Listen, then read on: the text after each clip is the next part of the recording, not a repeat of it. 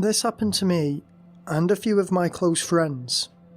I'll just refer to them as A, B and C. In 1986, when we were young kids living on the West Coast. The movie, The Goonies, had come out the year prior and the four of us were obsessed with it. We sort of related to the kids and were excited by the normality of their lives and the excitement of the adventure. By the time these events happened, our obsession had reached fever pitch, and I remember the day A rolled up to my house claiming that he had found a map in his attic that would lead us to buried treasure.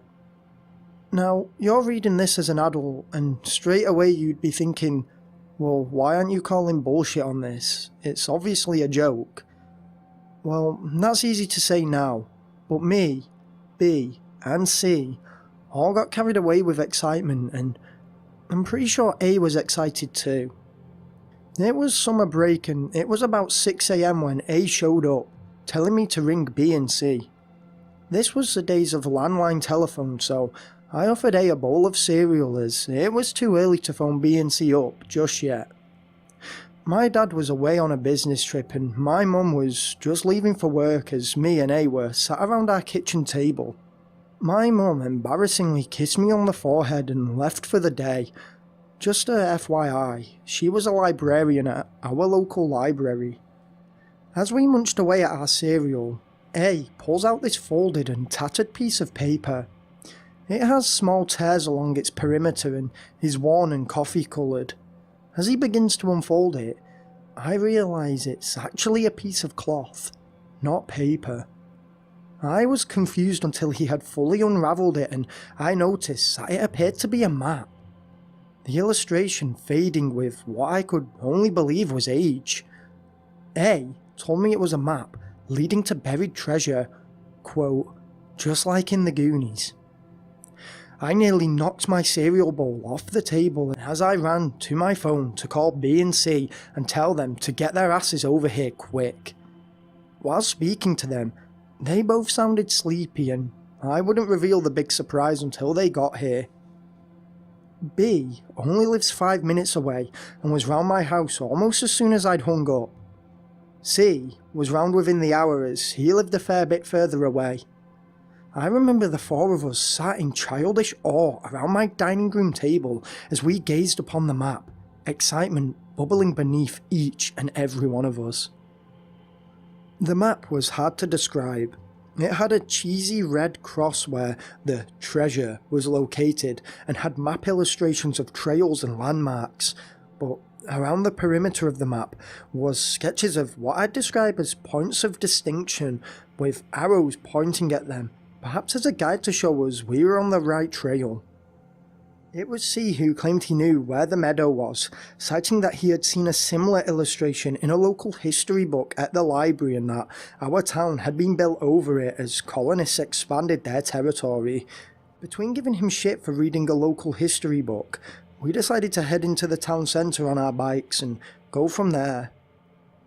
Our town was a quaint little place that had a nice public space in the centre where there were nice tiled paths and ornate iron benches and ornate iron lampposts. There were lovely native flowers and plants in large planters in the area, and where the tiled paths met was a large granite fountain that sprouted water peacefully all day and all night. We sat on one of the benches, our bikes left in a heap on the floor as we carefully studied the map. We were looking for where the next landmark was, a sketch of a beach with a specific rock in the ocean, when a shadow was cast over our map. "What are you kids doing?" came a slow, raspy voice that was forcing a friendly tone. Before we could answer, he began talking again. "A treasure map, eh? You looking for the treasure too, then?" We turned around to see a man that none of us recognised. He was very tall and unhealthily slender. He wore tattered clothing and looked nervous from his sharp eyes. He was bearing a yellow, toothy grin at the four of us. We weren't stupid and red flags were waving vigorously in all of our heads. This creep was pretending to be in on the treasure hunt and was creeping on us. Gross. B thought quickest and tried telling the sickly looking man that we couldn't tell him where to go without provoking the curse, and that he needed to figure it out for himself. All of this was fictitious, obviously. The man didn't take the bait, and his face seemed to twist from a creepy grin to a sinister stare. It was A who came to the rescue, telling him where we needed to head was the woods on the other side of town, and that we just needed to go and see his mum before going, and we would meet the creepy stalker guy there to find the treasure. We all played along and gave A shit for telling the creep, whose smile had returned, bigger than ever. "I'll meet you there then," he said. "Now start looking." He began walking away, and when he was out of sight, we were all a bit nervous but decided to press on to the beach. After all, he was heading to the other side of town, and we were after the treasure. We rode our bikes down the steep hill that led to the beach. The hill was locally known as Forest Fall Hill because of the thick trees that were like soldiers lined up along the roadside. Because of this, we were all feeling a little edgy about the creepy man from before. Like I say, we weren't stupid and we knew all about stranger danger, so we were just a bit edgy heading to the beach. We walked up the beach and soon saw the rock protruding like a jagged fang from the rough waves. We rode our bikes across the sand, aware of the trail our tyres were leaving in the sand, but not sure how we would be able to cover them. We decided we all needed to calm down, and C said we shouldn't worry about the tyre tracks because the creepy guy was literally on the other side of town. We reached the rock, and it was B who spotted a small cave entrance to our left that was parallel to the rock. We were sure that it was this cave that we must go into, as the sketch showed an open chasm with the trove on top of some flat stones. We were all entering the cave when I decided to glance back up the beach. There he was, the creepy guy, as creepy as ever. He cut a lonely figure, walking slowly down the beach towards us. He was too far away to see, but I just know he had that grin on his face. I stopped my friends and we began to panic. Being indecisive, we were taking steps back towards our bicycles and also going into the cave, not knowing which was our best option. Hiding in the cave or booking it on our bikes. The guy was getting closer now, but was still walking slow, as if he relished in our discomfort. I just shouted, "Get in the fucking cave! Go for it, fuck's sake, now!" We all pushed into the cave quickly, and having been brainwashed by too many films, didn't quite grasp how dark it would actually be. I hushed my friends as C turned on a torch. We bundled into a crevice and I demanded he turn off the torch. We sat there silently. I'm not ashamed to admit hot tears were cutting down my cheeks as we waited with bated breath.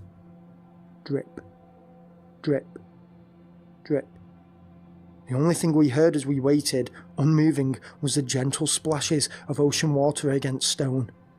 We were beginning to let our guard down when the sound of the drips was drowned out by footsteps that slapped off the ground authoritatively. C cried out a meek squeak and the footsteps stopped. "Boys, quick," a familiar raspy voice came. "I found the treasure." I took the lead and shouted, "Run for the bikes!" The rest of this is a blur, but in the darkness, we all ran for the cave entrance. I smashed my hip off a rock on the way, and I'm pretty sure I actually tumbled into the tall man. Me, A, and B all tumbled onto the sand and flung ourselves up, grabbing our bikes. Where was C? We couldn't see him anywhere. I looked back towards the cave, shouting his name, and in the mouth of the cave, I saw the tall man begin to emerge. We booked it out of there as fast as we could. Hot tears were rushing down all our faces as we rode into the town centre and broke down. Some locals came over immediately to comfort us and see what happened, and those that recognised us went to get our parents. We were absolute messes and couldn't splutter out a single coherent sentence between sobs of C's name. The sheriff showed up and gathered as much info as he could and went down to the beach himself. I was told later it was a sad scene. In the sand was C's red bike, and the cave itself was empty. turns out the map was fake and that A had made it himself, so the four of us had something to do. But you can't blame him. We were just kids and we just wanted to have fun. We were innocent and A could never have known what was going to happen. C's parents blame us. I still see them occasionally in town now, as does B, though me and B rarely speak. A actually went to college and overdosed in his second year. The note blamed his guilt for C's disappearance. And I've done plenty of talks at schools and clubs across the country now, teaching the principles of stranger danger and ensuring kids have the skills necessary to not become another C. Though I have kept a degree of anonymity around this story, if, on the off chance that C's parents are reading this, then I truly am sorry. We were just kids trying to have fun and could have never foreseen these consequences. If the tall guy is reading this, words can't even describe what I hope happens to you, you sick, twisted bastard. Not sure if this was scary or just sad, but this story just goes to show the knock-on effect one evil man can have on a group of children's innocence and life.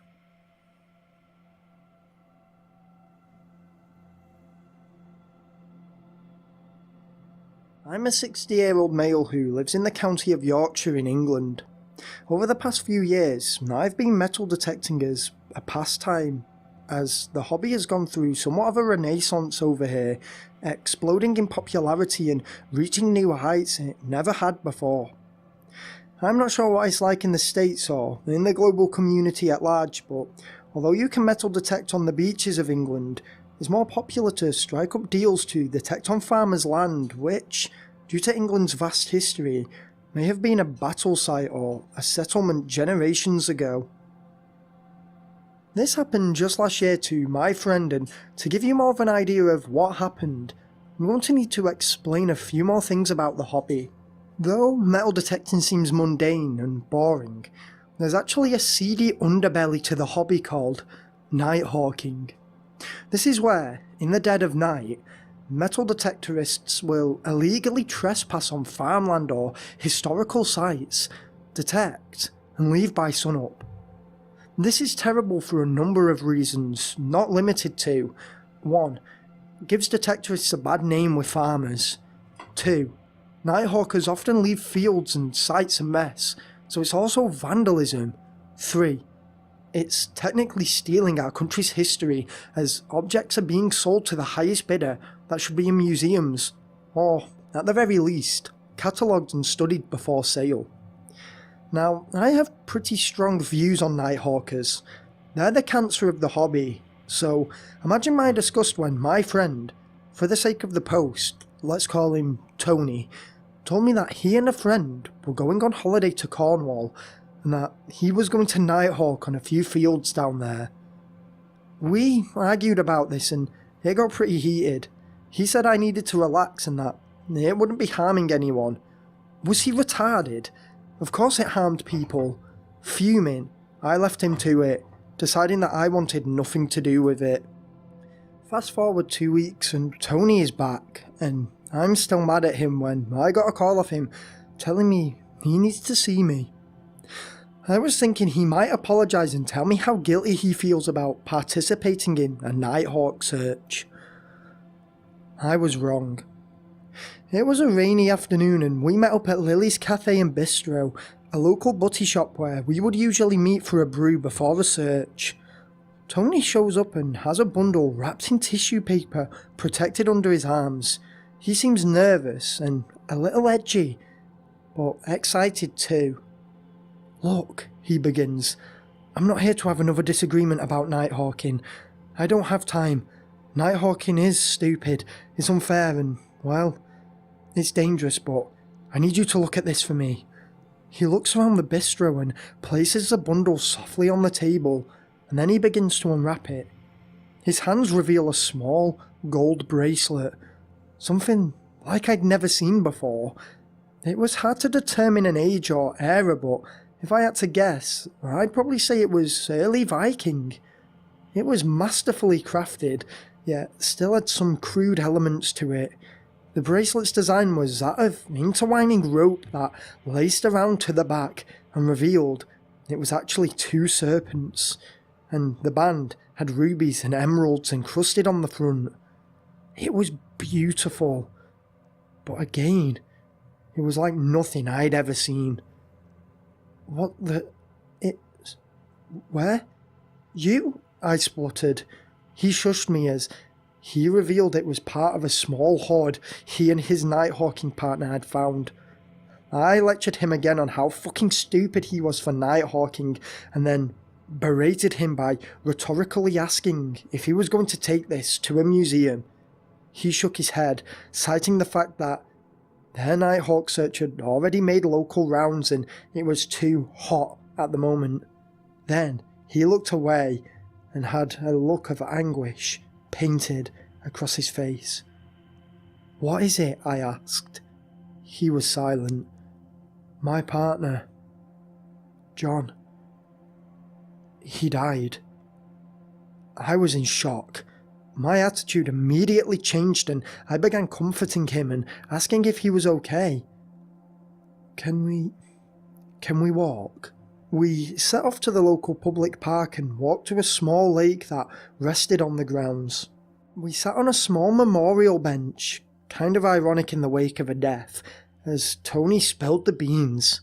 He claimed that John had been acting strange since finding the hoard, and Tony admitted that John had been the first to discover it and that he had been babbling about being cursed. Tony had no clue where he got the idea of a curse from, but that didn't matter. John was convinced something was following him, something like a Grim Reaper. Tony claimed that John claimed that he was being stalked by a shadowy figure wearing large, oversized black robes that stood 7 to 8 feet tall. What had I been dragged into? Tony had lost it, and I was scared. He was obviously grieving his friend's untimely passing. Tony must have read my mind, as he told how John had died. He had been hit by a train in Kent. Apparently, it was a freak accident, and he had slipped on a baby's rattle. Seriously, he had slipped on it and fell backwards onto the track as the train was arriving. Okay, I was slightly creeped, but I had no time for ancient curses. That was until Tony told me that he was now seeing the phantom figure. I didn't want to buy into his madness, but I was beginning to believe him. His emotion was true. There were no lies in his tears. I told him to take a step back. What was the provenance of the item? What period did it date from? Did he know who made it? Tony, he had worked as an archaeologist himself until 2004, when he retired. Claimed he had no idea himself. I asked to see the rest of the hoard, and he said it had been with John and he doesn't know where it is now, but there was a circlet and an old sword. All items that usually have distinct designs depending upon which period they come from, making them rather easy to identify. Obviously, these were nothing like any of us had seen. My head was exploding. I was a simple retired builder who enjoyed metal detecting, and I was being dragged into a fucking crime drama. I told Tony to stay with me for a few days, and he agreed, outright saying he was too scared to be on his own at the moment.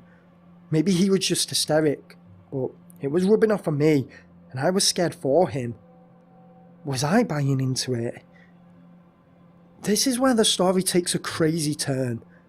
Tony stayed with me for a few days, still claiming to see the robed figure, but claiming it never came close to him and that he was feeling better.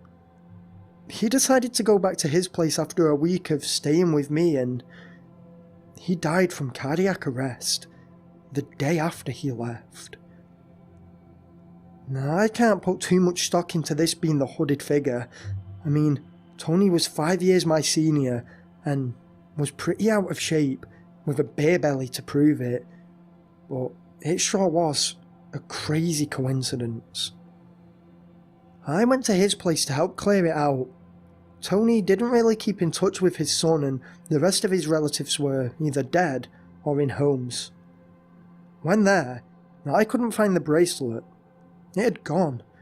There's a chance his son took it when he came to take valuables, but he left the rest of his dad's metal detecting finds.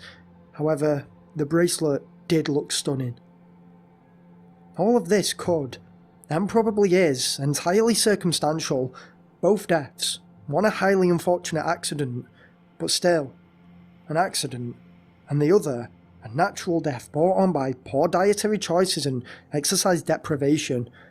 The missing hoard could have gone anywhere whilst properties were being cleared out, and Tony might have only seen the robed figure because John had claimed to see it too. Still, something niggles at me about the whole thing. I can't explain it, but part of me just feels a certain truth in the robed figure. I just wonder if Tony's son did take the bracelet. Is he seeing the hooded man? Manchester is a city in the northwest of England. It has one of the highest student populations in Europe and is home to some stunning historical sites and some stunning architecture. It also happens to be my home city. And in these 5 stories, you'll also be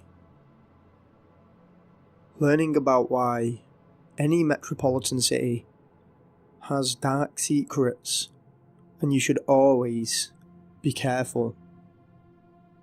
I absolutely love Manchester. I've lived here my entire life, but there's still a scary side to it, as you will hear in these stories.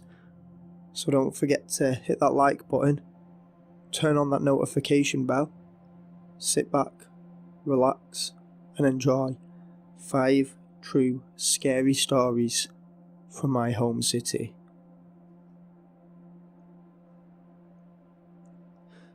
This happened to me over the Christmas period of 1999 until early spring in 2000. I was at college in Cheadle, Greater Manchester, studying citizenship, religious studies and geography with the hopes of attending university to do a history of theology course.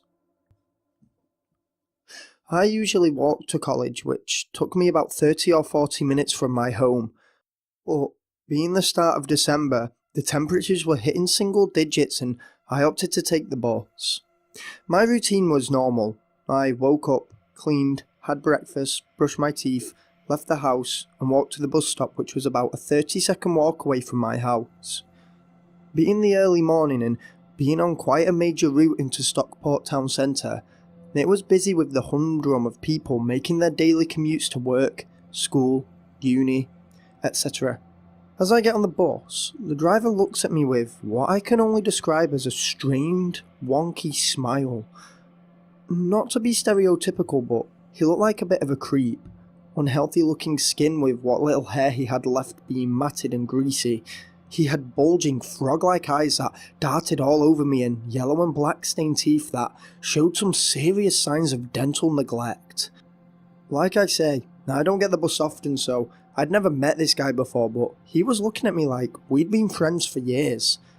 There's a bus absolutely rammed full of people waiting to go on their daily commute, and he's holding them all up, asking how I am in this really creepy cotton candy voice. I reply nervously and embarrassed. I hand him the change for my ticket. As he passes it to me, he deliberately stroked my hand, and when I pulled it away and looked at him with disgust, he just winked. Red flags were raising in my head, but I decided that I'd just sit upstairs and all this would be over soon. Drivers round here change routes constantly, and I don't think I've ever seen the same driver twice. I was wrong. I noticed that this creep, he was beginning to do the same route every morning. Well, at least every morning of the 4 days a week I got the bus anyway. Even if the same driver did the same route, surely it wouldn't be as often and as coincidental as my use of the bus. Like I say, I've never seen the same driver on the same route twice, so to see the same creepy driver 8 times a week on the same route, that was beyond creepy, though, as a disclaimer, I do have to point out it could have been a coincidence. It's implausible, but not impossible. However, I would learn that whether or not this was a coincidence, the creepy driver was targeting me. Fast forward a few weeks and creepy driver dude has grown a backbone and is now making inappropriate comments towards me as a minor that are making me feel embarrassed and disgusted, and other commuters on the bus are hearing. I decided to take a break from bus travel and brace the late winter weather and walk to and from college. I start to ease up over the coming months, and I felt good enough coming into the new year to actually ride the bus again, and was relieved to see a different driver to the creepy one. This also gave me a weird feeling too. Had he stopped driving this route because he hadn't seen me on it? I tried to push the thoughts away, arguing I was the one being silly now and trying to just be a normal passenger on the bus. I relaxed. Little did I know, the bus was the least of my worries. It all came to a head around March 2000. After a few quiet months away from the creep, I had all but forgotten about him. This, I would learn, was a big mistake. This particular afternoon, I had a late start at college and it was about 1 PM. I entered college through the usual entrance and was immediately stopped by a campus security guard and our headmistress, who had a walkie-talkie and sharply took me to her office. She sat me down and told me that I may find what she's about to say distressing. The college and the police had received an anonymous tip-off about a kidnapping on the campus. The tipper described the perpetrator's vehicle and said that the guy was after me. The tip-off mentioned my full name. Once they had searched the vehicle that had been described in the tip-off, the police found pictures of me and rope, chloroform, and a large chef's knife. This car was parked in the campus car park, and this creep was at large. Now I was escorted home in a police car, and both my parents had been informed and were already waiting at home for me. At first, the creepy bus driver didn't even cross my mind. It was only after they traced the vehicle back to him and placed him under arrest that all the creepy advances and comments went from cringy to dangerous. Now I went to court to give evidence against him. He wasn't charged with kidnapping as he never tried, but conspiracy to abduct a minor was a go-ahead, and he was charged. I know this isn't the most menacing story, but it just goes to show that the harmless creep you meet on your day-to-day commute might not be so harmless. When I was younger, the boy that I was dating at the time lived in Blakely, and I lived in Levenshulme. I used to get the tram to and from my boyfriend's house and would walk down a rather large road named Rochdale Road that ran parallel to a local park, Boggart Hole Clough. The park, which these days is labelled as an urban country park, is actually a surviving remnant of an ancient woodland which lay on the site and surrounding area for a millennia. In fact, many local historians suggest the woodland could be as old as the Bronze Age, or roughly 5000 BC. I didn't know any of this when I used to walk by it 2 or 3 times a week, and to me, it was just another park. My boyfriend had told me the stories associated with the name when I went to see him, about a boggart, a mysterious, goblin-like entity that haunted a farmhouse that inhabited the park in the 19th century. Though the farmhouse has long since been razed, the boggart still remains and is, apparently, the source of a lot of mischief and misfortune in the park. Of course, I didn't invest in such folly and just thought my boyfriend was attempting to rattle me as he knew I walked by the park on my journey home. What I didn't anticipate was the truth in the legend. This all happened late one summer evening. My boyfriend and his parents had just had a massive argument and I offered to leave slightly earlier than usual, feeling pretty awkward about being caught in the middle of it. It was about 10:30 and was dark, but my tram wasn't until 11:15. It was a warm night, and as I walked past the park, I scoped a bench illuminated by a streetlight inside of the park.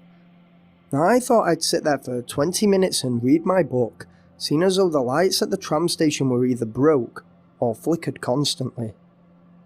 I entered the park and it was all probably in my head, but I was immediately engulfed by a sense of blissfulness. I reached the bench and sat on it. It was an old wrought iron bench which had been made in a decorative style and still had some areas which had the basic black paint covering it. I sat in the silence of the park. To my left and right was nothing but silence and stillness. Now I pulled out my book. Don't ask me what it was so long ago now.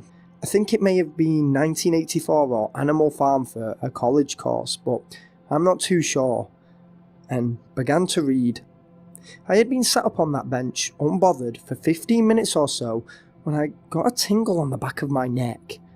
This struck me as odd, as it was a warm summer's night, and then, out of the blue, I was engulfed in a wave of fear, and I sat rigid, too scared to turn around and look. The bench was located at the side of a path, facing the path and the lamppost. Behind me was thick brush, trees, and darkness. My eyes kept dead ahead as I felt as though something was moving closer to me. It's hard to explain, but I felt something move past me, and then the panel at the bottom of the lamppost that holds all of the circuitry beneath it flung off with intense force and rattled off down the path, coming to an unsatisfying halt. I was petrified. A wind began to pick up, seemingly focused on my area only. I closed my book and quickly put it in my bag. In that moment, I was at the apex of fear, the point where all I desired to do was make a run for it, but it was fear that seemed to hold me back. Then, as if the final push from the metaphorical ledge I was stood on, came this bone-shaking, guttural, outright demonic growl from behind my ear, the warmth of which I felt on the side of my face. And I screamed like the terrified girl I was, and I made a run from the park. Though only a short distance from the road, it felt like an age until I made it to the road, to safety. I never entered that park again, but when walking past it over the months after, I noticed the missing panel on the lamppost, cementing the reality of the event for me every time. Was it the boggart? I don't know, but there is definitely something otherworldly about Boggart Clough. Okay, so this story isn't so much terrifying or scary as it is gruesome and cringy in a non-embarrassing way. Any squeamish readers may want to ignore this post. When I was younger, I grew up in Rusholme in Greater Manchester. It was by no means the best area in the city, but it was far from being the worst too. We lived in a shitty 2-up, 2-down house, and over the Easter holidays, when I was about 9, whilst my dad was at work, I invited one of my friends, Jamie, round to play. So my mum's hanging the washing in the garden, and me and Jamie are bouncing on the bed in my parents' room. They had this sturdy as fuck divan bed that genuinely bounced like a trampoline. So me and Jamie are in this mad gid playing Jackie Chan fight scenes when I pushed Jamie from behind. Jamie front flipped off the bed. This isn't something we had practiced either. Just as he jumped up and lifted his knees, I pushed him in his upper back and he just went flying forward in a front flipping motion. He did a full rotation, and then I heard this blood-curdling sound that was reminiscent of wet meat being battered by a meat tenderizer. All of a sudden, Jamie begins crying out in utter agony, one of those real pained cries. And I shit myself, because I pushed him in the first place, and stopped bouncing to look what had happened. And I began crying too. From trauma though, as I looked at Jamie on my parents' bedroom floor, a plug from a hairdryer impaling his foot. Now for all you Yanks reading this, UK plugs are fucking lethal. They have 3, not 2 prongs, and each prong is probably twice as thick as the American counterpart. I couldn't even see the plug, drowned out in their sea of crimson as my mum burst through the door to see what all the commotion was about. It didn't settle us, seeing the sheer dread on her face as she attempted to quickly bind Jamie's foot in clean sheets. We drove to the hospital and met Jamie's parents there, who weren't at all mad. Jamie's dad, after hearing how it had all happened, even said to my mum, "Don't worry about it, Shell. Boys will be boys." The plug was removed from Jamie's foot, who had this wicked scar on the sole of his foot. I moved away from Manchester to work as a museum curator in France, but when I visit, I still see Jamie from time to time. More often than not, this story somehow sneaks its way into our nostalgic chats. So yeah, like I say, not very scary, I know, but man was it brutal seeing Jamie crying in pain in a puddle of his own blood whilst a plug hung out of his foot. Now, I used to be a nurse on the paediatrics unit of a large hospital on the outskirts of Stockport in the UK.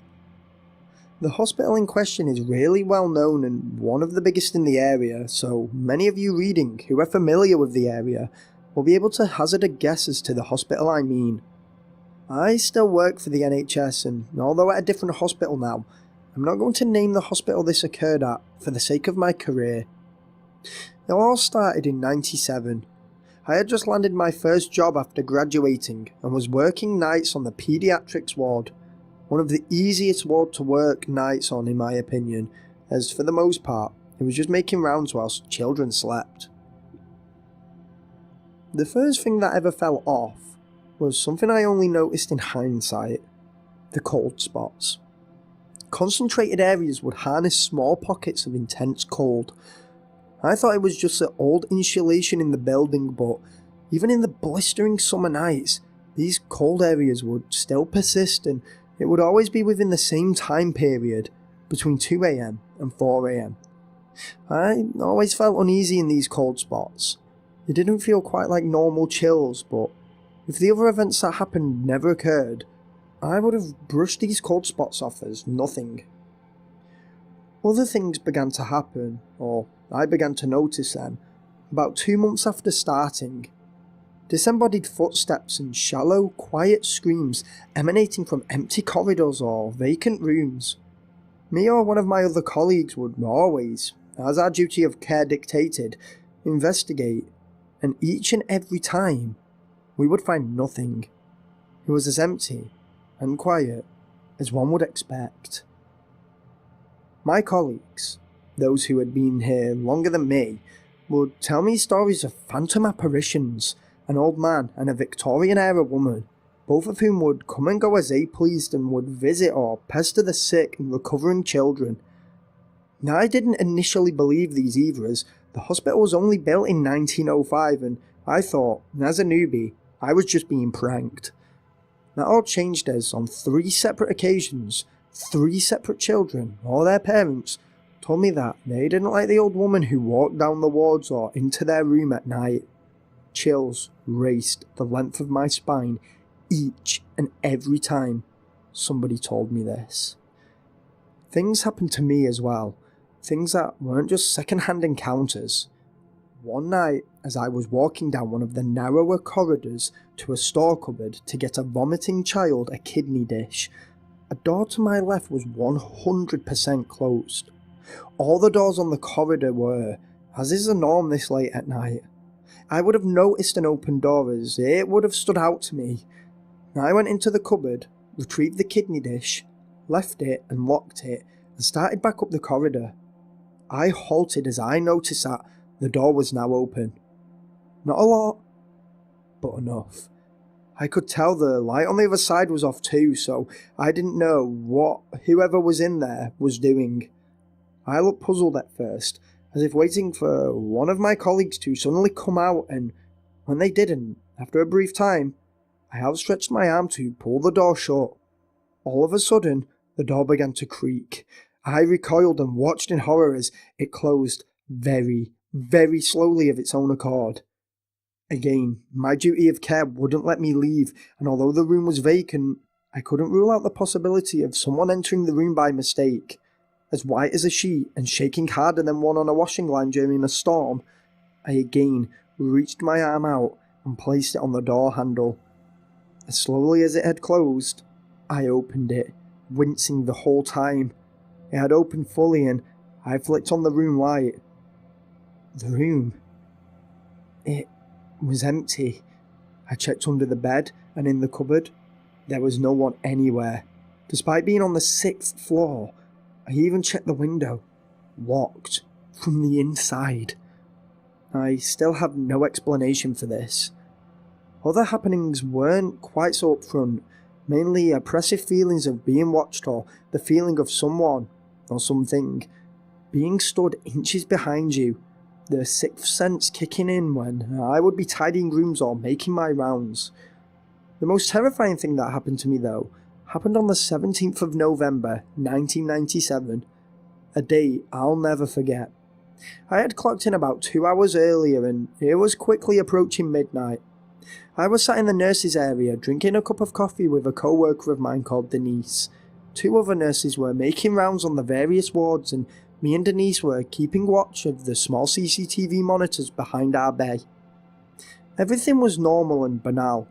We were just chatting about this thing or that thing when I noticed something on the 3rd floor. A figure in front of one of the lifts. I checked the other monitors and could see the other 2 nurses. I kept looking. It was a figure, male if I had to guess, and it was tall. Too tall to be any of the children, and no parents were around on this particular ward as parents couldn't stay overnight. It was difficult to make any details on the small grainy monitors. The CCTV only filmed in black and white too. I watched as the lift doors opened and this mysterious figure seemingly glided into the lift. Me and Denise were in utter shock. The lift doors closed. We both nervously glanced at the lift doors down the corridor from us. 3 to 4, 4 to 5, 5 to 6. It stopped. The soft ting of the bell came.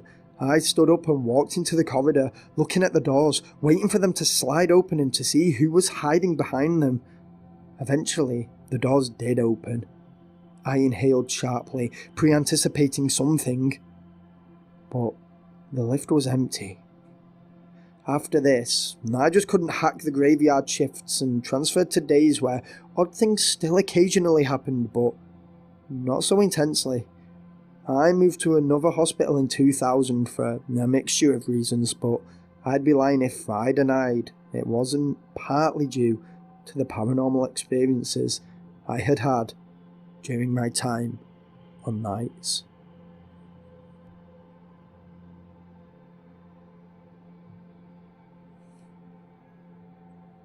I studied microbiology at the University of Manchester and graduated in 2006.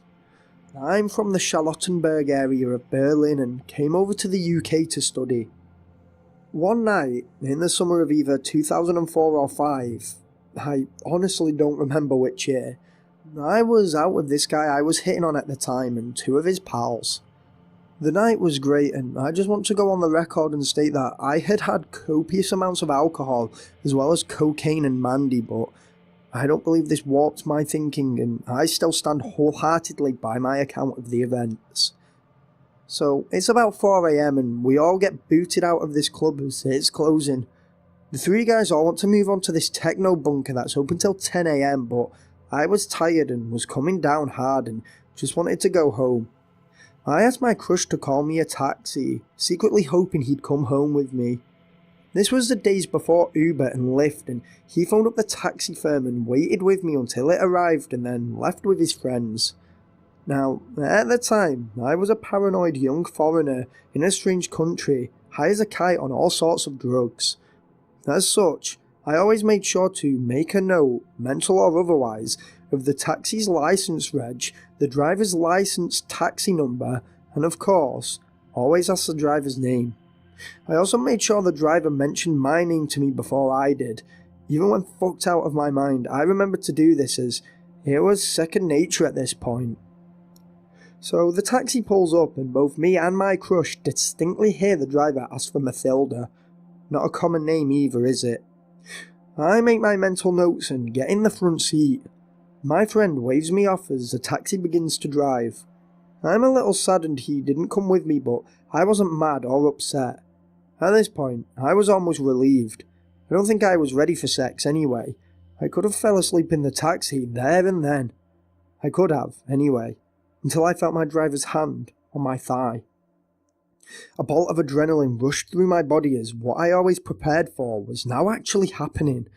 I grabbed his hand, moved it off my thigh, and smiled weakly at the driver. "What's up, darling?" he said, rushed, as if he was nervous himself. "Why are you upset?" "I'm not," I replied, trying to sound worse for wear than I was, just in case anything did happen, and he'd leave me alive because he'd think I might not remember it or something. That was my line of thinking in the heat of the moment anyway. I looked out the window and realised he was driving down increasingly barren streets. Then I looked to the lock on the door and saw that it was locked. My best option, in my mind, was to play along in an attempt to postpone his actions and to extract vital information from him. "He wouldn't take me home," I replied sadly. "See, I knew you was upset," he replied. "I'll take you home if you like." He grinned this grin that honestly made me queasy.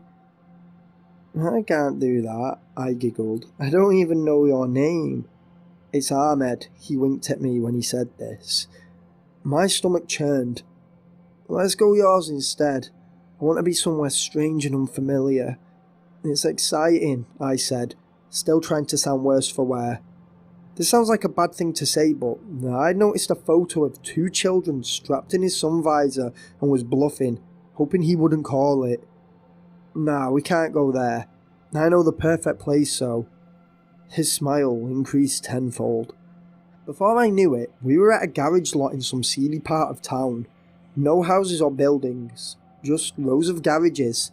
He started kissing me and groping me, and I let it happen for a while. He had bad breath, tasting like shit in my mouth, and his callous hands rough to the touch. I pulled away from his embrace.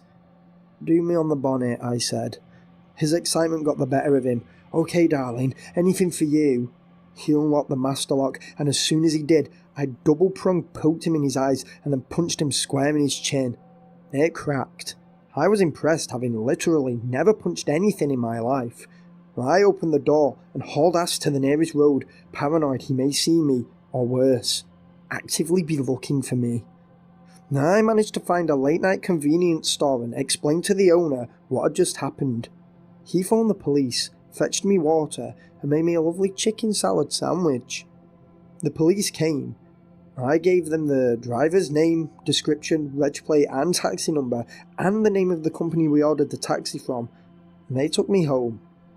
The police and the taxi firm both contacted me on separate occasions to tell me that no driver worked for the firm with that reg plate and that taxi number was invalid. There were 4 Ahmeds working in the fleet at the time this all happened, though 2 of them didn't operate in the area I was picked up in, and the other 2 didn't work the nights. Nevertheless, all 4 were put in a line, and it wasn't any of them, though the police suspect he may have given me a false name. This could be put down to me mistakenly jumping into an unlicensed minicab, but a few things just don't add up. First of all, is how did this guy know my name? Like I say, it isn't a common name at all, and it transcends the possibility of coincidence in my opinion. For him to wildly guess it as such just doesn't add up. I didn't mishear either, as my crush heard it too, and one of his friends is sure he faintly heard the driver say my name, though he was stood a bit further back than us two. Perhaps the most concerning is the taxi firm admitted they had sent a taxi to pick me up and that they had no record of the taxi reporting me as a non-pickup. In fact, the taxi had actually confirmed I had been picked up, yet for some odd reason, and not a cover-up as verified by the police, the firm couldn't track or identify the driver due to some 1 in a million admin error. Like I say, the police confirmed this wasn't foul play either. They investigated this. So not only was there, and possibly still is there, a creepy borderline rapist taxi driver prowling the streets of Manchester, he seemingly doesn't exist. Either that or there's some massive conspiracy cover-up involving Manchester's taxi firms and their police force, which I doubt. P.S. For those looking for a happy ending, my crush realised I liked him in 2006, just before our graduation. He moved back to Germany with me and we are happily married with 3 beautiful children. Oh, and the convenience store guy who helped me, his name was Dean, and we still speak occasionally over the phone. He's a great guy. I'm an experienced hiker who has been hiking and trekking around the United States for 25 plus years. I live in Montana and hike around the state frequently. As such, I'd argue my knowledge of the flora and fauna and natural elements in general of my home state are above par. I know all about the dangers of brown bears and their infamous subspecies, the grizzly bear. I have not only read extensively about them, their habitats and behaviours, but have also taught courses myself to amateur hikers regarding bear avoidance and how to deal with specific bear behaviours and what to do if you do somehow come face to face with one. The reason I have this in-depth knowledge is because I used to be scared of bears. I still am in a way though, it's more a respect now than a fear. Learning about these creatures was a way for me to overcome my fear. However, one thing happened to me 10 years ago, something that instilled that cold fear back into me. Something that I often tell as a side story in my courses that really ramifies how unpredictable bears can be. It was late summer in 2008 and I was hiking about 3 hours away from my hometown. The park I was hiking in was vast and natural. It was beautiful and despite being close to home, I was going to hike and camp there for a week. It was the 3rd day in and this day was particularly sticky. The heat clung to me like a fly clinging to a spider's web and the sun was a burden. As such, I hiked roughly 10 miles less this day than the other days and spent most of my time sitting in the shade or cooling down by some source of water. It was about 2 PM and the sun was high in the sky, slowly roasting me like some fine cut of meat. I had been sat in the shade for about half an hour when I came across a small stream running through the trees. It was a tiny stream, no more than a foot wide, but it ran quite deep and was flowing quickly. It was crystal clear. I crouched down and splashed my face, embracing the temporary respite from the inferno above. I sipped the water too and let it soak into me. I was probably there for about 5 or 10 minutes, collecting new provisions and resting up. When I heard it, I knew the sound instantly. A bear growl. It was coming from behind me. At this point, it was hard to judge if the bear was aggressive or defensive since I could not see it. I had to go with my gut instinct. And I opened my arms out wide and pushed them out to the side as if I was raising my arms whilst under arrest. I stood up slowly so as not to alarm the bear, but I couldn't stay crouched down. I looked too small. I turned around slowly to see an adolescent male brown. It was approaching me aggressively. I've come face to face with bears dozens of times and have never seen a brown bear as aggressive as this youngling. He was growling almost constantly. Ask anyone who knows about bears and they'll tell you that bear growling isn't as common as the movies make out. This was crazy. I began firmly and dominantly, telling the bear to leave, taking a step towards it. I've had bears stop when I've done this. I've had bears scuttle away in fear. This brown, it just kept coming, closer and closer. It was feet away from me now, prowling towards me. One golden rule is never turn your back on a bear, and another is stay firm and dominant. I did both. I stayed still, trying not to let my fear grow. It got right up close to me. I was sweating like a nun in a whorehouse. He gave me a quick sniff, and then he drove his teeth into my right arm and flung me around. I hit a tree trunk hard, and the bear released me from his grasp, and I slouched against its base. The bear approached me and bared its teeth, blood-infused saliva dribbling from its chin.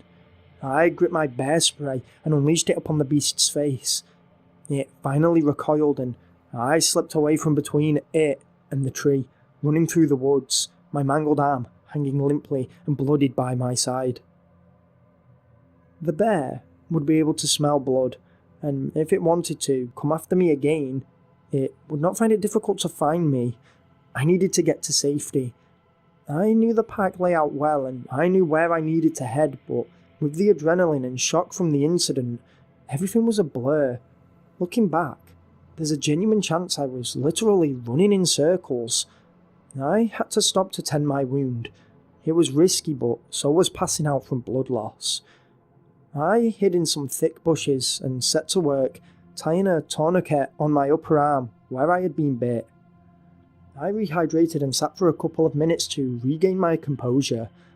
I dared not stay still any longer, though there was nothing to say the bear was even still following me. I came out of the bush and headed to the nearest trail that would, albeit in a long time, lead me to a car park where I'd be able to flag some help. I set off at pace, not wanting to be in those woods any longer. I need to explain something here. About a 10-minute walk away from me at this point was an old abandoned fire lookout tower. I knew the tower was there, but at this moment in time, I had forgot, so understand that what happens next, well, I thought I was miles away from safety. I was on a trail at this point, and I looked into the line of trees to my left. I nearly had a heart attack as the bear was barreling towards me down through the trees. I grasped at my spray once more and noticed that the wind direction was blowing towards the brown. I waited until it was about 20 feet away, and then I sprayed the bear repellent, aiming slightly above head height so that it would fall onto the brown's eyes and nose. I was still running at this point. I'm glad I was. The bear didn't stop. It was blinking and sniffing, but it came coming after me. Bears are fast. Faster than humans. Faster than a delirious and dehydrated me. And this bear was gaining on me quick. Imagine my relief when I saw the lookout tower once I'd rounded a bend. I was invigorated with a new wave of energy, and I threw myself at the ladders and slowly made my ascent, my injured arm crippling my ability to move any faster. I felt the bear's mouth snap shut like a shark as it just missed my ankle, and I ascended the ladders and crawled into the tower. It was dead. It was dusty. But it was safe. I tried to drum up some electricity or get the radios working, but I had no such luck in doing so. I doubt, even if I had electricity, any of this junk would work. I went back to the lookout tower balcony and looked over. The bear was still there, on a public trail, boldly lying there, waiting for me.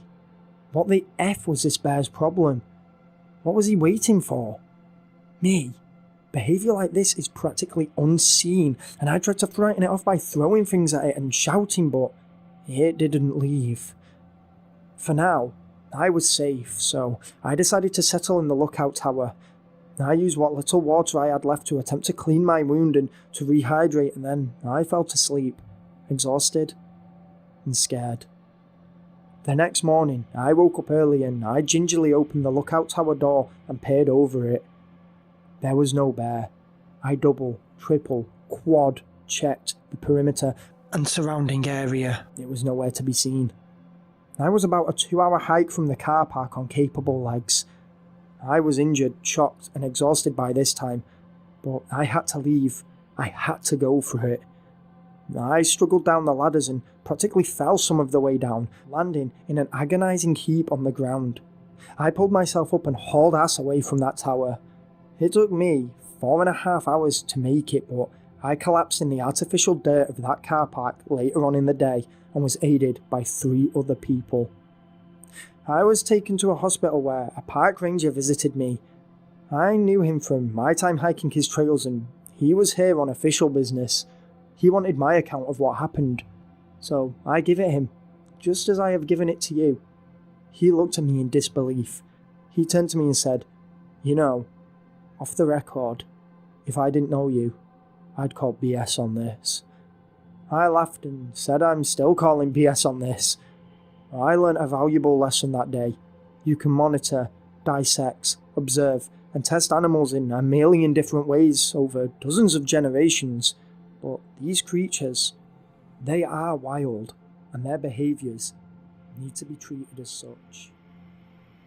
I have a rather unremarkable fear in that I'm scared of spiders. Millions, if not billions of people share the same fear as me, and I completely acknowledge my fear as being irrational. Other arachnophobes reading this story will find it scary, and you may also sympathise with me in regards to this. Those of you who don't have a fear of spiders may find this story funny or even a little silly, but there's no doubt that you'll find it strange and bizarre. It all started 12 years ago, when I was 12. I live in New Mexico, which, I know better than anyone, has its fair share of spider species. And I was in my bedroom, in our single-level house that was nestled quietly in a small neighbourhood about an hour's drive from the nearest town or city of any decent magnitude. It was late at night. I was trying to get to sleep. My parents were both asleep, and my dog was fast asleep on the floor too.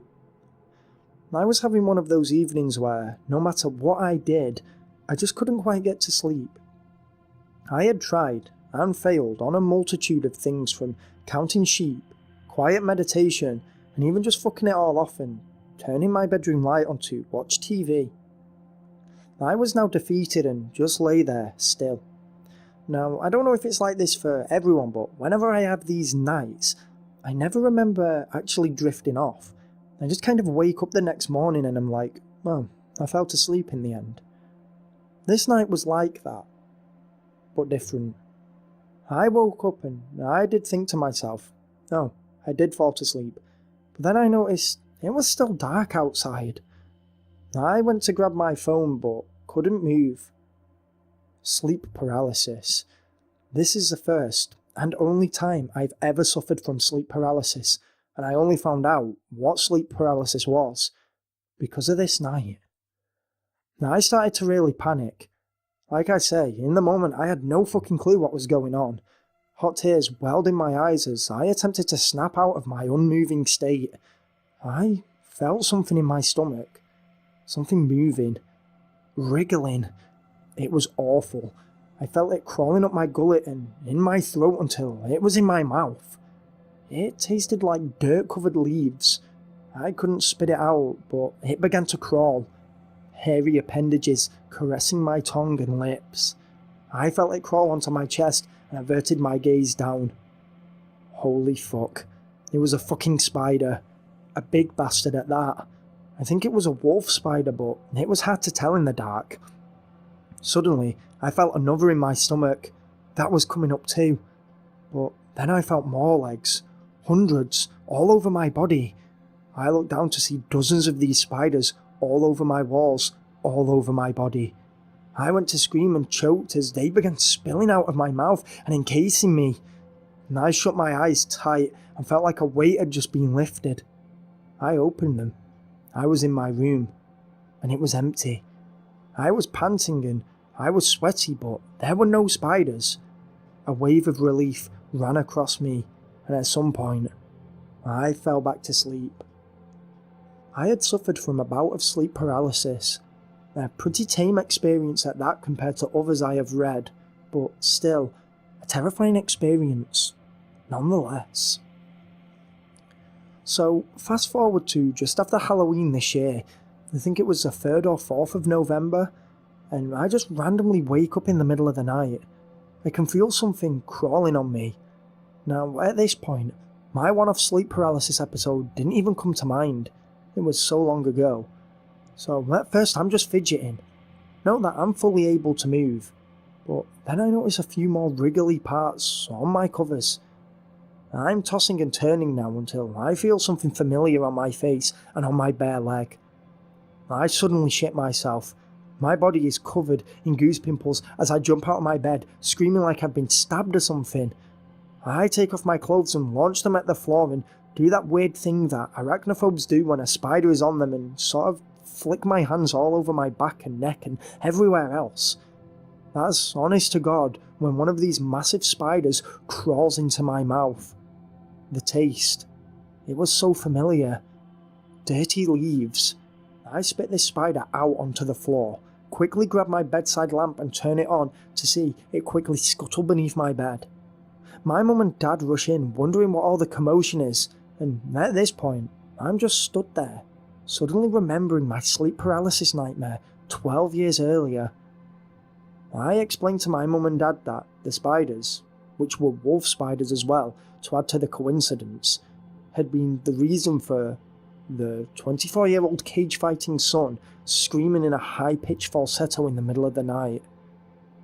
It turns out there had been an infestation of wolf spiders, a nest, in the crawlspace beneath our house, directly under my bed. And they had all come out at night, babies I think, as the real things are big, nearly tarantula size, and these weren't quite that size. One made it into my mouth.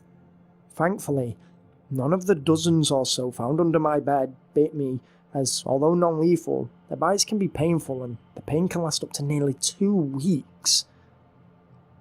The thing that fucks with me though is the striking resemblance between this event and my sleep paralysis. I'm not any more scared of wolf spiders than any other spider, and what are the chances of my nightmare mimicking a real-life infestation over a decade later? Is this just some strange coincidence? Could it be a glitch in the Matrix where I somehow experience the future? Or maybe I can astral project and somehow travelled further in time to experience the infestation. The more ideas I think of, the crazier it all sounds, but it was the same room and my bed was in the same place. Maybe it was a time slip. I just don't know. Like I said at the start, if you're not scared of spiders, still a crazy story, eh? If you are scared of spiders, what a crazy, horrifying story, eh? Well, have some sympathy for me. I experienced it, and let me tell you, I'm just as terrified of spiders now as I've ever been.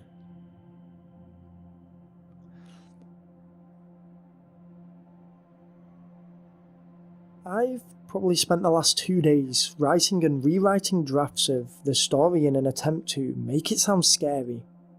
When the idea first came to me to write about my phobia, I thought, as an amateur writer, that it would not only be therapeutic, but also be good practice for when I write my own fiction. To be honest, I also thought that it would be quite easy.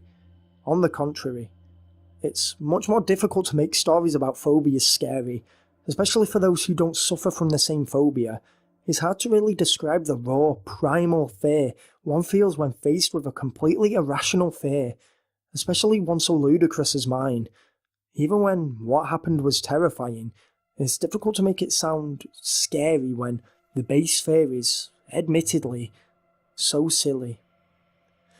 I have finally decided on the way to write the story.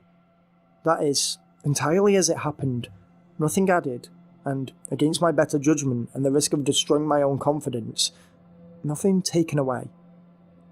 My name is Josef, and I have a fear of storm drains. Seriously. The fear of storm drains, to give it its proper name, prosuageraphobia, is an irrational fear, like all fears. My fear stems from one of 2 beliefs. Number 1, that I'm going to slip and fall into a storm drain, and number 2, something is going to grab me from a storm drain. I think the fear stems from nightmares I had as a kid, and it's just clung to me since. Though a scene from a movie also rings a bell, but it's difficult to place my finger on exactly where this phobia stems from. Those of you reading this so far probably find this funny, but my life can be difficult living with this fear. On days, I've had to oddly change my direction of walking to avoid these drains. With friends, we've had to divert our path to avoid them. It can be tough. So, enough about the phobia and on to the events of what happened. It was a rainy February night where I lived, and I had been in the city on a date with this guy. Oh, just on a side note, I am a girl, despite the masculine sounding name I have. The date had gone horribly, nothing creepy or amiss, just genuinely awkward as me and this guy didn't seem to click over anything. We go our separate ways and I'm walking down the sidewalk. I live in a massive metropolis and the sidewalks can be extremely wide. As such, I usually don't have to worry about my phobia as much because I can just walk closer to the buildings rather than the curb. That's what I was doing this night. I'm walking up the pavement, heading towards the subway in our city to head home when I hear a taxi sound its horn and pull over on the other side of the road. The window winds down and one of my friends sticks his head out and shouts for me to get in. Like I say, it's late and it's raining, so I quickly accept the offer. The sidewalk is wide and the road wider, and the nearest crossing is a fair bit further ahead, so I decide to jaywalk. Any kids reading this, don't do that. I went to cut across the road diagonally to head towards my waiting friend in the taxi. As I stepped out onto the road, I must have walked over a storm drain. I wouldn't have even noticed had it not been for the events that happened next. I stepped off the curb and onto the road. My foot splashed in a puddle and I fell right over, grazing my knee and scraping my hands. I would have pegged this down to the fact that I was wearing high heels, but I turned back and looked and saw the storm drain. My stomach drops and my innate fear response kicked in. I began pushing myself away from the drain, further into the road. Maybe I was panicking, but in retrospect, it felt like something grabbed me. I looked at the drain and could honestly swear I could see someone in the drain. It looked like a young girl, but I only caught a fleeting glimpse. My friend had now come out of the taxi and was now quickly picking me up, chaperoning me to the taxi. I began crying and he draped his jacket over my shoulder. In the taxi, it took me a moment to calm down. I kept quiet, but I was assuring myself I only thought I saw someone, that I had fell and I was just overreacting to seeing the storm drain. That's when my friend started to talk. What he said shattered my world.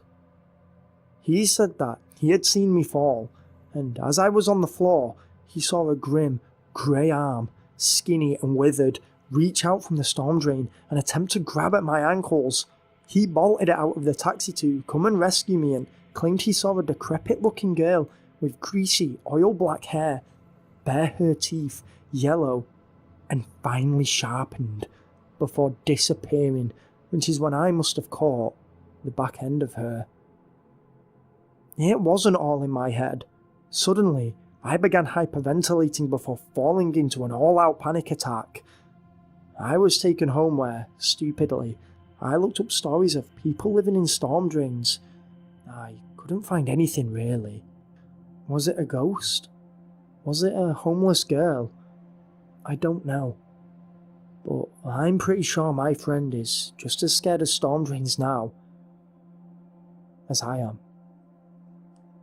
Hey guys, Brothers Jackson here. Something a little bit different with these phobia stories. I had the spider one for a while, and I didn't really know where to put it. And then I managed to find that one about the storm drains, and I thought, oh, I'll just make a video with those two together. Man, that second one is pretty creepy. I ain't even scared of storm drains and that. But in fact, we don't really have big storm drains over here, so that is like pretty creepy. A story. I mean, I saw it at the cinema, and I mean, that scene was pretty grim. On a side note, pronouncing that phobia was a difficult job. I think I got it right. I ended up doing a lot of research, I googled it to check the pronunciation. I really hope I got it right. I feel like I did. I feel like I done good. Done good, man. I feel like I done good. Man. But I'm not too sure. Whatever. What a weird word. I've never heard of that. I can say arachnophobia, but I can't say see, I can't. I'm not even looking at it right now. I'm trying to do that from memory, so I give up. Don't forget to like, comment, subscribe for more. Thank you so much for watching. I really hope you're enjoying the content at the minute. If you got any ideas for videos, let me know in the comments below. Series 2 is coming to an end soon. So what that means is that I will not be uploading videos, long videos, for a couple of months whilst I prepare stories and stuff for the next video, narrate videos. Do you know what, I say that, but we still got a lot of episodes to go. We're basically on episode 24 now, and we've got up to episode 50, so we still got freaking time. Yeah, thanks very much for watching, guys. I hope you enjoyed the video. I hope you enjoyed listening to me create stories for you. And like I say, if you know anything that you want in the comments below, in the comments. Thank you. Peace out, guys. Peace.